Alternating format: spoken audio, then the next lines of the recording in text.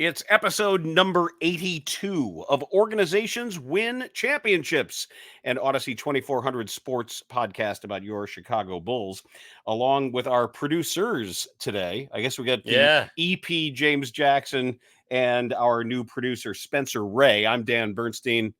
That's Jason Bernstein. And the Summer League is usually all about the caveat. It's just Summer League. It's just Summer League. And it is. It is. And we remember Trae Young shooting, 3 for 27 in 3 games or something with a bunch of air balls. And that'd be the Bronny James. Yeah. I feel like Trae Young and Bronny James are on different levels. One was the 5th overall pick. One was if you multiply that by 11. Yes. However, it's refreshing to see that Matas Buzelis is putting up some numbers in an emphatic way too. He's been exciting. That's the word I'd say is exciting. He's aggressive. It seems like he just wants to destroy everything that's out there. Not the fastest guy in the world, but he's not slow. Not the most athletic guy in the world, but he's not unathletic. Clearly, based on that poster they had on that poor guy on the Warriors. I don't give two flying craps about the results of the Summer League. I don't care if they win or lose. Or should you? I just want to see the guys that matter do well. Phillips has been all right. Sonogo's been Sonogo, and I remember he shot that 1-3, but man, I had a conversation today. A conversation with Trista Crick, who is a basketball expert with Odyssey, and she said this is her 12th Summer League that she's covered in Vegas. Mm-hmm. She said she loves Buzelis. As a guy or as a player? And she said what we're not seeing all the time and what the camera isn't showing is how chippy he is. She said he is, not only is his game aggressive, she said, but he's talking a lot. She said he's chirping at refs. He's chirping at opponents, that he plays with an edge, not just in his game, but in what I like to describe from a scouting perspective as arousal level. That it's one thing to say motor. And we talk about motor, you just talk about how hard someone plays. And he has that. He does. He clearly has that. But some guys mentally play at a little more of a crackle. And when I think of that, you know who I think of? Is it a Bull? No. Oh, who? Caitlin Clark. Yeah. You know what I mean? Like, just the way. Well, that's high praise. Let's not quite. No. I'm just saying the mental aspect of it, where she'll get in your face and just torch you because she knows that in that league, like, she knows that she's the best. I would currently say the best player in that league, but Buzelis is playing like he's the best player in the Summer League, at least, or he's acting like it, and I'm very pleased to see it, especially when some other guys are not performing so well. Let's just run the numbers real quick on Matas Buzelis. He's played 3 games, and he's averaging 31.6 minutes and 20.3 points. He is not shooting great from 3-point range, but at least he's taking the shots, which is certainly great to see. He's averaging 1.7 made on 6 attempts per game. That's a percentage of only 28. Near 28, which is as you know. His free throw, he's getting to the line a lot. He's making 4.7 of his 6.7 attempts, and he's up there near the leaders in free throw attempts per game, and also averaging to this point 5 rebounds overall and blocking a bunch of shots. He is aggressive, man. Averaging 2 blocks a game, which is currently leading the Summer League. So suffice it to say, he's on pace to be a Summer League All-Star. Congratulations. I think so is Doug McDermott. Right. I mean, there are always those Summer League guys. We saw Javon Freeman Liberty dominate. We were saying, oh, look at this. Although he is he's an NBA player. A two-way now, right? With I think did it get converted I with thought Toronto? It got converted. Maybe it did. I don't know, but it's refreshing to see somebody finally play like they want something on the Bulls. And and I know he's not making a lot of threes, but he's taking 6 per game. in the summer league, who cares? All that matters is what he's showing traits wise and aggressiveness wise and toughness wise, and he's been passing the eye test with flying colors right now. I think his handle has to tighten up a little bit, but he's willing to put it on the floor in traffic with either hand. He has a really while he's not a superior athlete. He can jump. He can jump. He also is very good with stopping and That's starting. exactly what I was gonna say. Is that because he's not slow, but he's not the fastest. And his feet are excellent, is what I've seen. Just the way he's able to use them to get to the basket without being the fastest player on the floor is really impressive. And he Euro stepped into a dunk the other day. And it just seems like he can really give himself opportunities to just at the very least make something happen. He cuts to the basket. God, he gets the basket so easily right now. Well, I mean, this is also, I know it's summer league. It's a very, when we say that, it's the basketball being played, the actual objective aesthetics of this. Not great. Awful. It's terrible basketball. It's hideous. So doing something out there is not the same as doing it in structure. Mm-hmm. And that's fine. This is a just one step above really talented players playing pickup ball. Everyone's it really is. Everybody's running the same plays. There is only a very basic template for the offense that they're running, and everybody's running the same basic NBA stuff. So this is when a team. Do you think G League basketball is higher level? I think the G League structured in-game basketball, yes. Okay. Yeah, I do. It's much more. I mean, 3/4 of these guys are going to end up there anyway. Sure, but it's much more coached. The actual quality of basketball, you're talking about the out of bounds plays that are being run. Nobody's targeting anyone defensively, for example. They're not playing. They're all playing. Right. They're playing matchups. And excuse me, they're not exploiting matchups. Right. And I think the coaches have a mutual respect for that because everybody cares about in the summer league is just seeing what they have in their rookies and seeing if any of the guys they signed will be good enough to get a two-way or an exhibit 10, anything like that.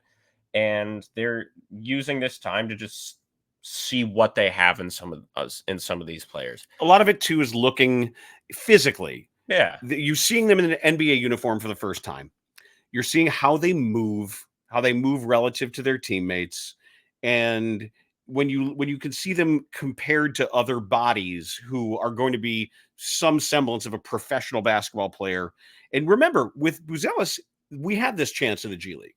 So yeah, he hit a game-winning shot in like the Rising Stars Challenge or something against NBA players. Yeah, he played for Ignite. So actual G League, and you saw how overmatched he could be physically as a player for the G League Ignite. So it's not like sometimes it's not like scouts haven't seen him before in more structure, but he's a year older, he's getting bigger, and he has some things you can't teach. The level of confidence and the level of dunk everything is great. He has some fancy aspects to his game.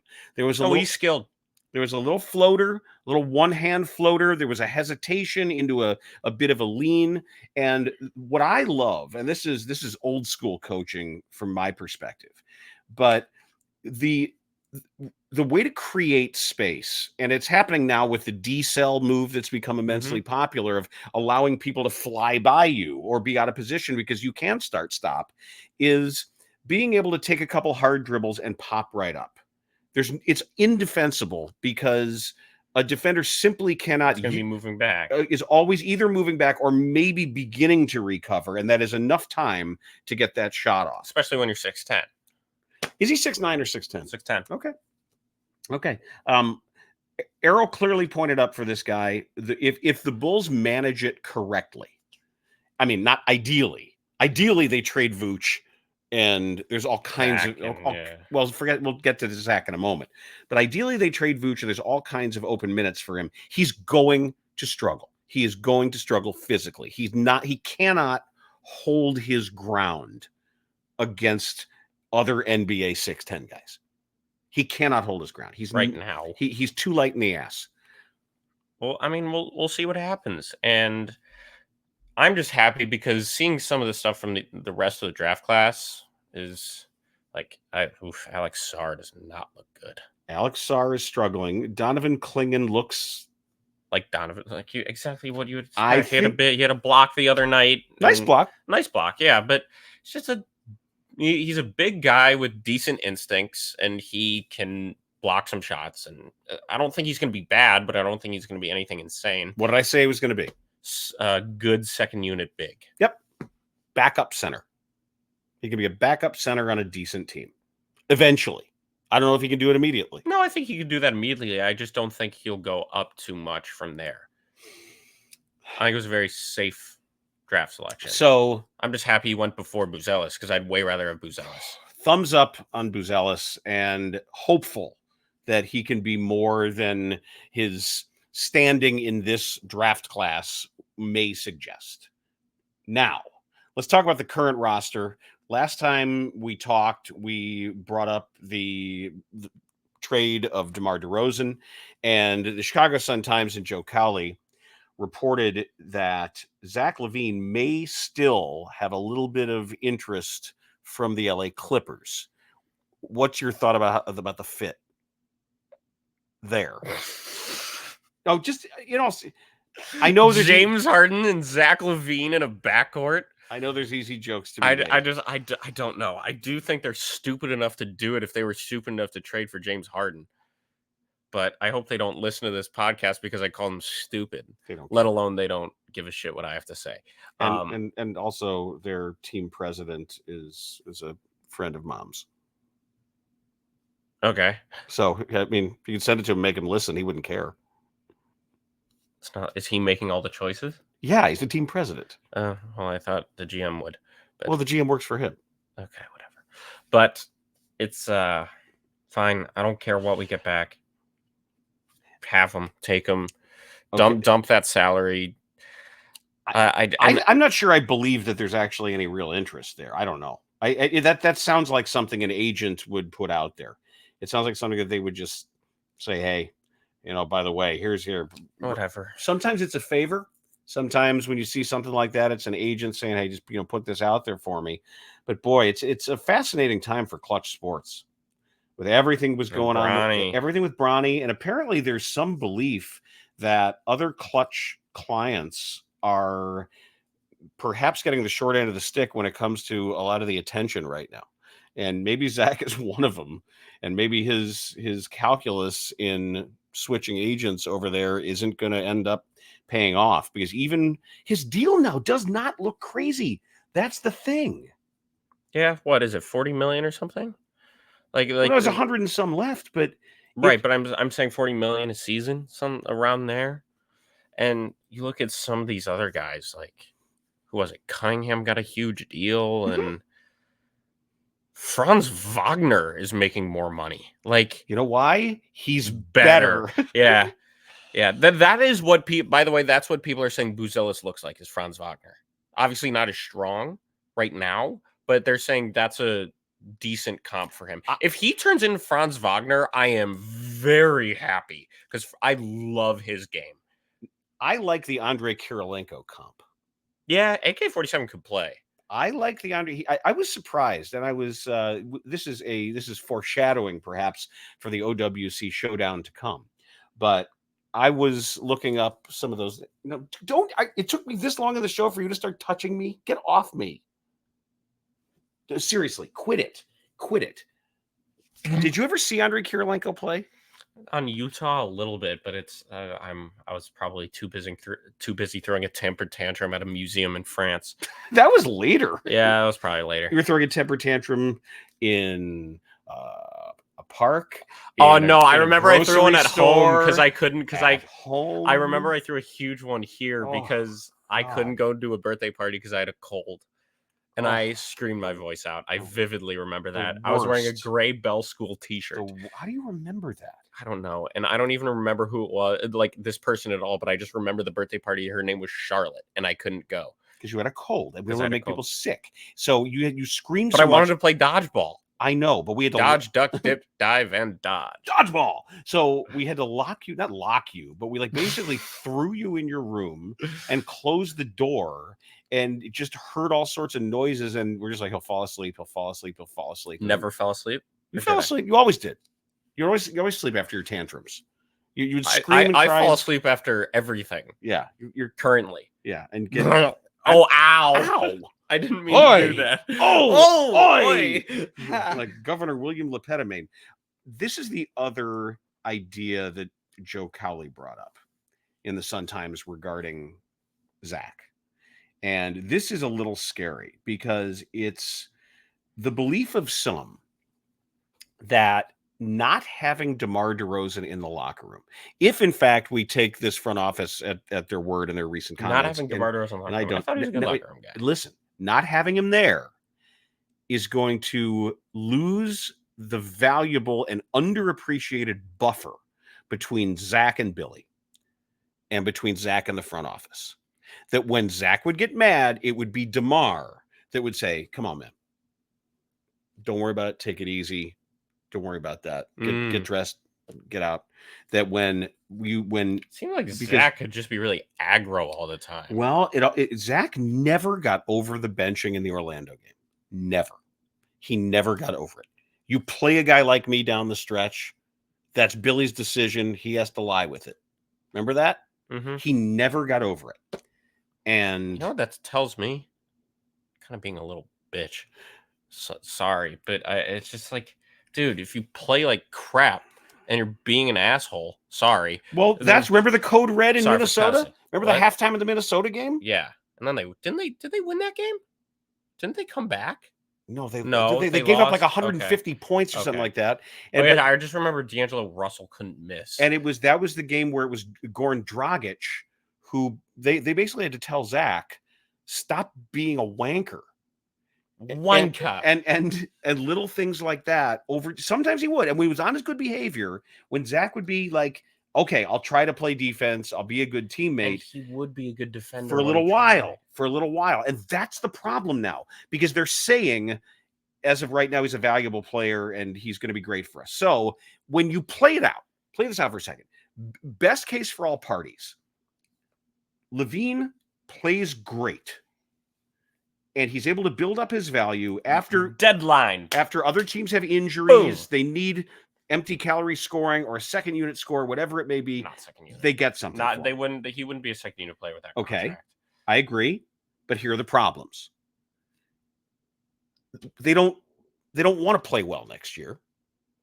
And the question for Zach, what does it mean to him to play well? What does that mean? Scoring. That's what that means. For him, it's going to mean I got 30 points. But if he were to average 25 points a game and play enough defense, maybe somebody forgets that he's Zach LaVine. But let's say he does all that. And he plays well and he hits threes and he's got some spectacular dunks. Threes. And he's got some and he's scoring for you. Is there anybody in the league, any team now that's left that you really think is going to say, hey, wait a second, I think this is a new Zach LaVine. He's going to be 31. I do think there's one team. One. That will be fooled into thinking he's good? Yep. Yes. Is it a specific team? Yep. And you think it for a reason? Yeah. Is it the Clippers? Close. The Lakers? Frick yeah. Yes. They're just dumb enough to do it. Yes. The Lakers. Because they'll be like, ooh, name. Get him. Local. Like, if they want to give us Austin Reeves. Would you stop? That was a report that he could be, the Reeves or Russell could be involved in a deal with Zach LaVine. That's some serious wish casting on your part. I'd rather have Reeves, but come on. Either one. Come on. Even they're not that dumb, are they? I don't know. Okay. I love JJ Redick, but I don't know what that hire was. I love him as a no. I'm saying as a basketball mind and as a person. I don't have an opinion on him. You don't know him as a coach. I'm just saying I love the way he talks about basketball. Yeah, he's good at it. but I don't know if he can coach. But the fact that even Reddick made a joke about, I've never coached any level of basketball or something like that in, 4th grade, whatever that was. But they're really stupid. Yet again, they have LeBron James, so that's senior. So that's really all that matters. Yeah, Bronny's terrible. Bronny's terrible. He doesn't look good. He's so bad. Just put him in the G League. For the love of God, put him in the G League, because I think he has a little bit of something that could turn into, I don't know. He can jump. He can jump and he can run. A lot of people can jump and run. They're not in the NBA. But that's why I'm saying put him in the G League. Don't do anything stupid and just have him on the roster because of his dad. I'm saying sorry, but but somewhere Thanasis Antetokounmpo is like, he can be in the league. He's fine. Thanasis is in the G League. Thanasis is kind of the Chase Daniels Chase Daniel or Daniels? Daniel, singular. Chase Daniel of the NBA. Well, although Chase Daniel could play a little Kostas Antetokounmpo was the one on the Bulls. We saw him play with Windy City. Sucked. Ooh, he real bad. He did. Don't watch him play basketball. Seems like a nice enough guy. Went to Dayton? Yeah. Yes. So we will, when the season starts, we can bring back the college aspect of the showdown. I guess, if you want. yeah, sure. You ready to get to it for this week? Sure. Okay, let's get to the showdown now because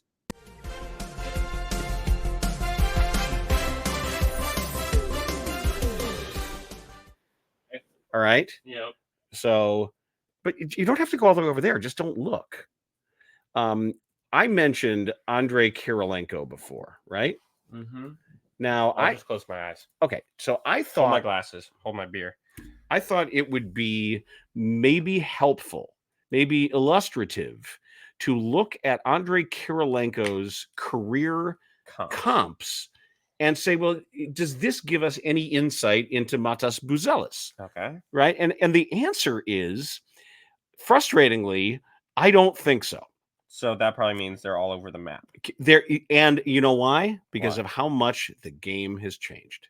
Okay. Even in the time that he's been away. I'll give you his career numbers. Okay. What is it, like 17? Not in 800 games, 797 regular season NBA games. Andrei Kirilenko, who's 6'9", 220, averaged 11.8 points and 5.5 rebounds. Okay. And he finished up in 2014, 2015. Which is actually a long time ago. Really is. When you think about so what I'm going to ask you before I give you the full list, the question is, what two former Bulls are among his similarity scores? Bulls meaning have put on a Bulls uniform or have played a significant amount of excuse me, this is through 13 years. There's as far as career goes. The overall career numbers, there is one. There is one Chicago Bull former who is his fourth comp. Oh, you have confused the hell out of me. So there are two guys on here. There's two if we do it through 13 years. That played for the Bulls? Yeah, but what do you mean through 13 years? There's two ways of looking at the comp. Because he played 13 years, and the one way is comps of people through 13 years. Just do the regular ass thing. Career, fine. So there's one or two. There's one. There's one former Bull who is in these comps, but the list of comps is strange. All right. And I'm not going to go for the Bull right away. I don't know why, but Kevin Love is probably a little too good, right? Way too good. Okay. Way too good. All right. Oof. Thaddeus Young? No. I don't think you should just sort of take one was the answer to a trivia question a couple of weeks ago. I'm not going to remember. You're not. So let me give you the other names. Let me just give you the comps to Andrei Kirilenko so we can sort of understand does this help us understand Matas Buzelis at all? All right, go ahead. Bernard King is the top comp. Oh, famer. David Lee is second. The Bull is third. Mm-hmm. And then it is Hot Rod Williams. Tulane legend. That's right. A Green Wave legend. And did some other things he probably shouldn't have done. Sharif Abdur-Rahim. Okay. John Drew. Tom Chambers. Shane Battier. Zach Randolph. And the old head in this group who somehow popped in, Don Nelson. This is a hodgepodge group of guys. Right. So here. so my conclusion from that group of names is no idea. No idea. So what former Bull was I alive when he played for the Bulls? Yes. Was it before 2010? No. Was it in their bad team era when I was alive? Like 2018 through 2021? No. Was it a few years before then? Yes. It started. Pau Gasol? No, he started with the team in 2005 and he finished with the team in 2013. 2013, 2014. Two-time All-Star. It's not going to be Luol. Yup. Luol? He finished in 2014. With the Bulls. With the Bulls, he played here longer. Nope, he was traded away in 2014, and then it was Cleveland, Miami, the Lakers, and Minnesota before he finished up. Now he's a real estate mogul, multi-billionaire real estate. Really? Oh God, yes. The whole thing is that rich. Apparently, he has some massive commercial real estate company. Can I have my glasses back, please? Yes, but yeah, good job. Luol Deng is the answer. Interesting. The conclusion I draw from that regarding Buzelis, no clue. No clue. All right, so. My question is, I don't know why I thought of this. Maybe it's because we were talking about something a lot. Sit up. But there have been 6 NBA players who have won the NBA Slam Dunk contest and have been a Chicago Bull. Oh, and have been a Chicago Bull. So can you just the 6 NBA players that have at least have worn a Bulls jersey in a regular season game that have won the Slam Dunk contest? Yes. Derrick Jones Jr. Correct. Michael Jordan. Yep. Nate Robinson. Yep. Zach LaVine. Yep. 2 more. And these are the harder ones. Those were the easy ones. Okay. They have won a Slam Dunk. It wasn't like D. Brown or Cedric Ceballos. I'm trying to think someone at the end of a career. Did Dwayne Wade? No, Wade didn't win one. Bigs, guards. One is a guard. The other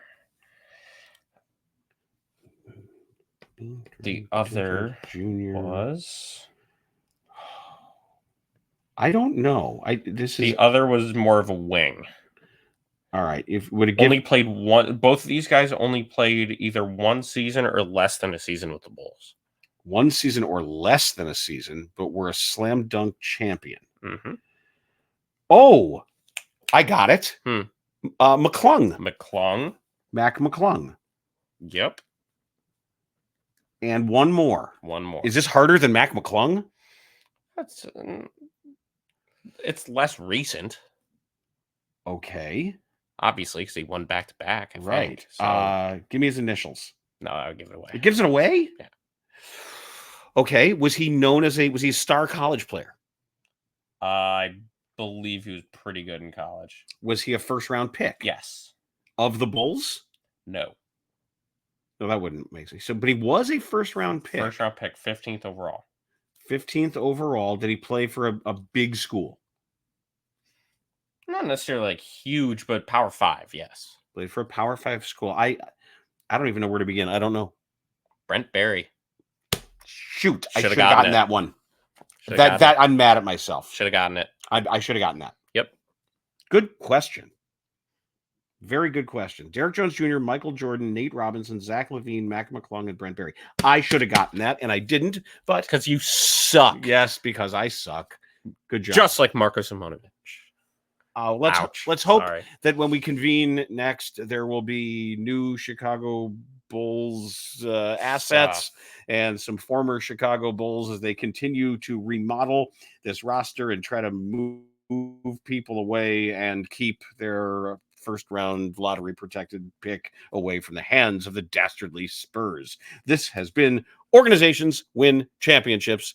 Make sure you subscribe, rate it, like it, love it, romance it, and it should be all things to you and all people. And he's so weird.